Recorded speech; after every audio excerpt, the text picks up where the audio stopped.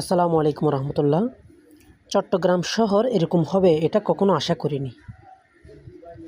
কারণ ফ্লাইওভারের নিচ দিয়ে যে গ্যাপটা রেখেছেন তারা সৌন্দর্যের জন্য, এবং তারা অনেক রকমের গাছপালা ওখানে দিয়েছেন পরিবেশ বান্ধবের জন্য, কিন্তু সেই জায়গাগুলো বর্তমানে খালি রয়েছেন।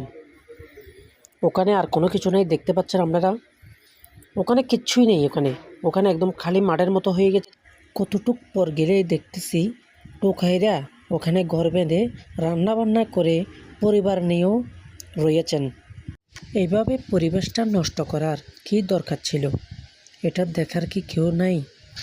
আরেকটা কথা, রাস্তার মাঝখানে এত বড় গ্যাপ রেখে রাস্তার দুনো পাশ থেকে মানুষের দোকানপাট ভেঙে দিয়ে রাস্তা নেওয়ার কি দরকার ছিল?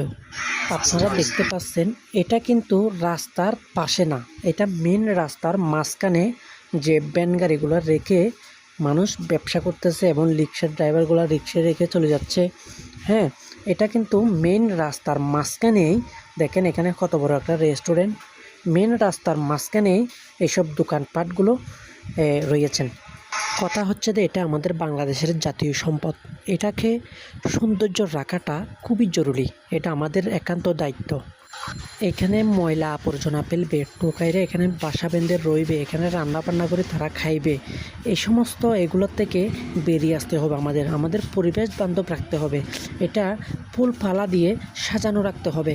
তাহলে আমরা যদি এভাবে করি, এইভাবে যদি পাগল ছাগল টোকাই মোকাই রেখে যদি এভাবে যদি আমরা যদি এখানে আশ্রয় দিই, তাহলে তো এরা থাকবেই। এদের জন্য শহরের নগরের মধ্যে অনেক জায়গা পড়ে আছেন, তাদেরকে ওখানে আশ্রয় দেওয়াটা খুবই গুরুত্বপূর্ণ।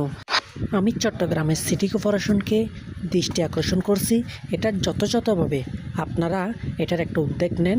এরকম পরিবেশ রাখা কোনো দরকার নেই।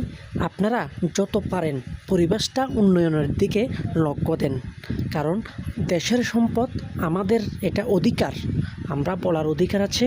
সেজন্য বলে দিচ্ছি, যদি কোনো অপরাধী কোনো কথা এখানে বলে থাকি তাহলে আমাকে ক্ষমার দৃষ্টিতে দেখবেন।